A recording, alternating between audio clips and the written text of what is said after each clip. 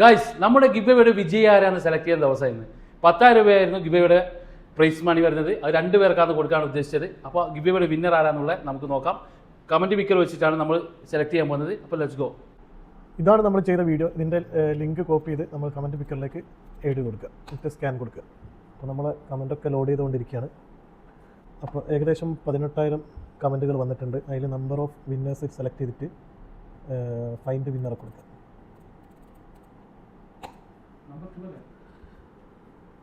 അപ്പോൾ ഓൾറെഡി ഒരു winner already select ആയിട്ടുണ്ട്. അതാരാന്ന് നമുക്ക് നോക്കാം. പയ്യോളി ഒന്ന് അടുപ്പിച്ച് പിടിച്ചു കൊടുക്കുക. ഇതാണ് മുഹമ്മദ് ഫാദി 22 എന്ന ആളാണ് ഫസ്റ്റ് വിന്നർ.